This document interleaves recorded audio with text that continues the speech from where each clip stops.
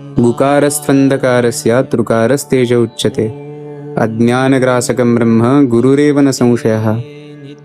गुकार म्हणजे अंधकार आणि ऋकार म्हणजे प्रकाश. जसा प्रकाश अज्ञानरूपी अंधकाराचा नाश करतो, त्याचप्रमाणे सद्गुरू आपल्या जीवनातील अविद्या, मोह, अहंकार आणि संसाररूपी अंधकार दूर करून ज्ञान आणि वैराग्याचा प्रकाश देतात. भगवद्गीतेनुसार खरे गुरु म्हणजे स्थितप्रज्ञ, मान अपमान, सुख दुःख, जय पराजय, लाभ हानी, सिद्धी असिद्धी अशा कोणत्याही परिस्थितीत ज्यांची बुद्धी विचलित होत नाही आणि जे सर्व प्राणीमात्रांमध्ये परमात्म्याचे दर्शन करतात, तेच तत्वदर्शी सद्गुरू होय.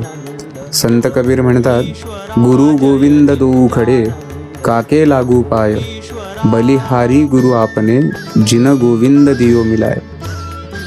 अर्थातच सद्गुरूंचा अधिकार हा ईश्वरापेक्षाही मोठा आहे. सद्गुरूंच्या कृपेनेच ईश्वर प्राप्तीचा मार्ग खुला होतो.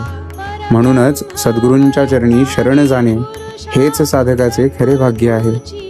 अशाच सिद्धयोग परंपरेतील एक महान अवधूत सद्गुरू म्हणजे भगवान नित्यानंद.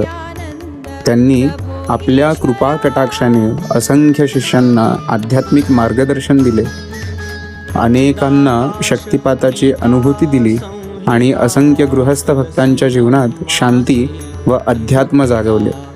शुद्ध भावना, निर्मल मन, विशाल मन, सब मिठी है असा गूढ संदेश त्यांनी दिला.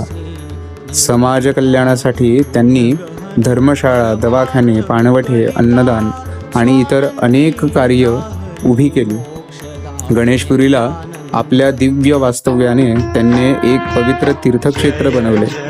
आजही त्यांच्या समाधीस्थानी अनेक भक्तजनांना अंतःशांती, कृपेची तसेच आध्यात्मिक प्रेरणेची, शक्तिपाताची अनुभूती मिळते. या गुरुपौर्णिमेच्या पावन दिवशी अशा परमसिद्ध सद्गुरू नित्यानंद गुरुदेवांच्या चरणी आपण नमन करूया. सद्गुरु नित्यानंद भगवान की जय.